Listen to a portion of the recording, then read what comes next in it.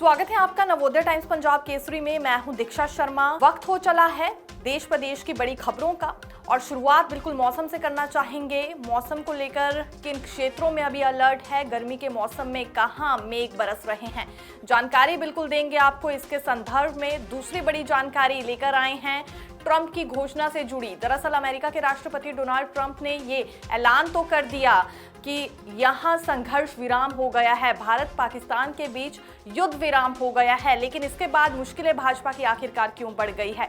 इस ऐलान से भाजपा का वोट बैंक क्यों नाराज हुआ, ये भी बारीकी से हम आप तक जानकारी पहुंचाने वाले हैं। तीसरी सबसे बड़ी जानकारी ये है कि आखिरकार जम्मू कश्मीर में सामान्य माहौल के बाद एक दफा फिर हलचल क्यों बढ़ गई है। हालांकि सेना और बीएसएफ अभी भी वहां अलर्ट पर है, लेकिन ड्रोन से जुड़ी कुछ गतिविधियां हुई है और क्या कुछ इस बारे में स्थानीय लोगों का कहना है, जानकारी आप तक पहुंचाने वाले हैं।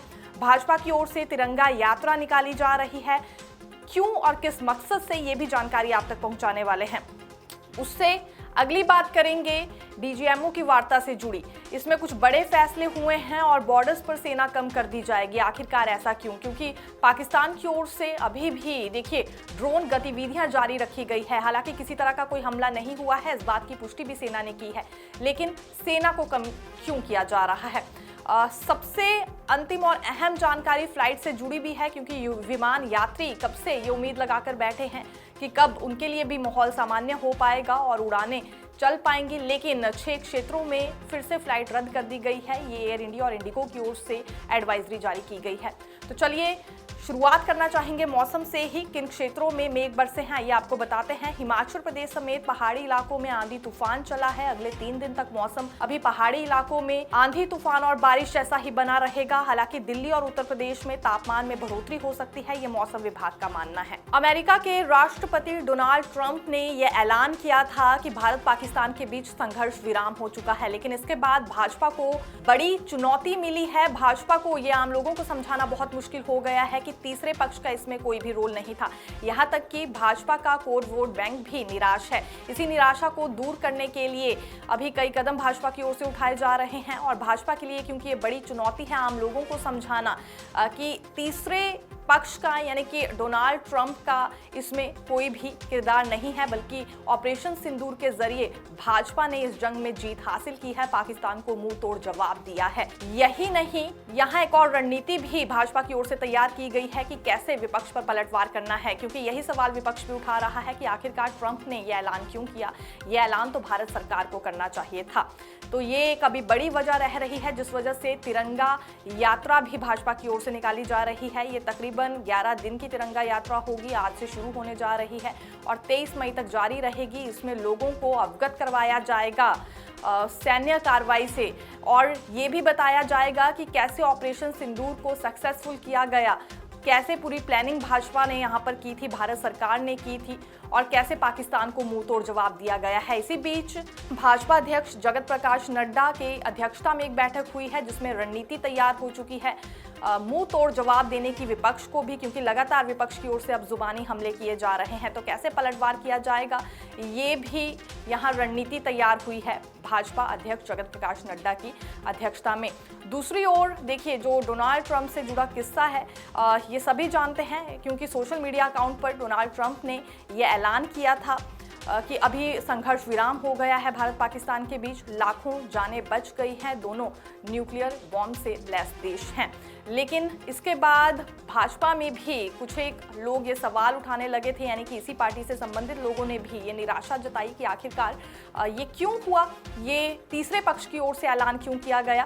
तो इस पर ये उम्मीद अभी भाजपा की ओर से जताई जा रही है, क्योंकि प्रधानमंत्री नरेंद्र मोदी ने पिछले कल जनता को संबोधित किया है। इसके बाद स्थिति बदल सकती है, लोगों की सोच और समझ में अब इस स्थिति को लेकर बदलाव आएगा, ये भी भाजपा मानकर चल रही है। सीज फायर के दूसरे दिन सीमावर्ती इलाकों में फिर ड्रोन से गतिविधि देखी गई है। ये पाकिस्तान की ओर से ही ड्रोन गतिविधि को अंजाम दिया गया है, लेकिन इस बीच हमला नहीं हुआ है, ये पुष्टि भी सेना की ओर से की गई है। और तो और सेना ने ये भी बताया है कि फिलहाल वहां एयरफोर्स और इसके अलावा बाकी सेनाएं जैसे नौसेना की बात करें तो अलर्ट पर है, बीएसएफ के जवान भी अलर्ट पर हैं। लगातार इनकी ओर से सीमावर्ती इलाकों का दौरा किया जा रहा है।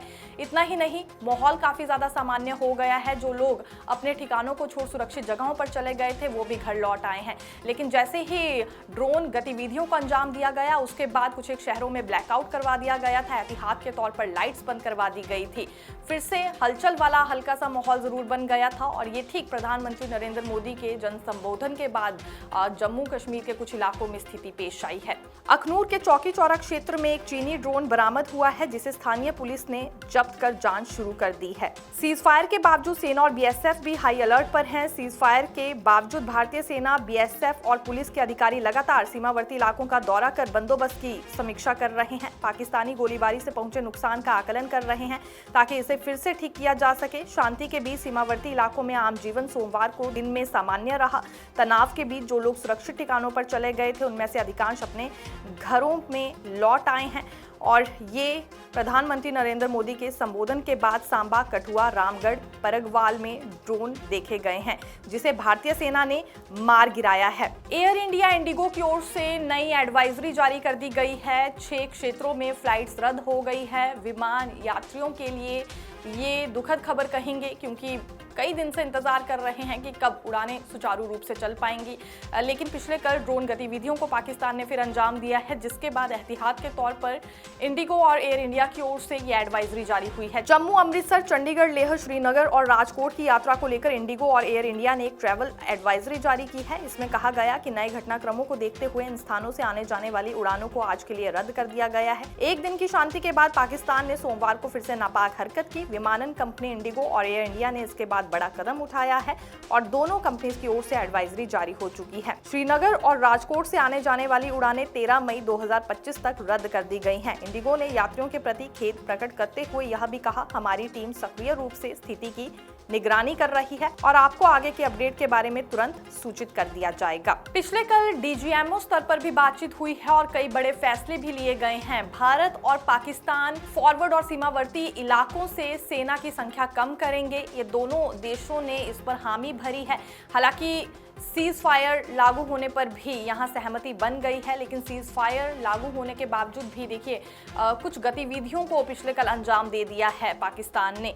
हालांकि सहमति किसी और बात पे यहाँ डीजीएमओ स्तर पर बनी थी। भारत पाकिस्तान संघर्ष विराम के बाद अब हालात सामान्य करने को लेकर बातचीत जारी है। इस बात को लेकर 2 बार डीजीएमओ स्तर की बात हो चुकी है। सोमवार की शाम भी भारत और पाकिस्तान के बीच डीजीएमओ स्तर की बातचीत हुई। भारतीय सेना ने बताया कि दोनों पक्षों ने एक भी गोली न चलाने और एक दूसरे के खिलाफ किसी भी प्रकार के आक्रामक या शत्रुतापूर्ण कार्रवाई न करने की प्रतिबद्धता को जारी रखने से जुड़े मुद्दों पर चर्चा की है। भारत पाकिस्तान के बीच सीज फायर लागू हो गई है, लेकिन पाकिस्तान फिर भी अपनी नापाक हरकतों से बाज नहीं आ रहा है। देखिए, पिछले कल एक छोटी गतिविधि को ही सही लेकिन अंजाम जरूर पाकिस्तान ने दिया है, लेकिन भारतीय सेना के जवान भी कम नहीं हैं, मार गिराया है उनके उड़ाए गए ड्रोन्स को।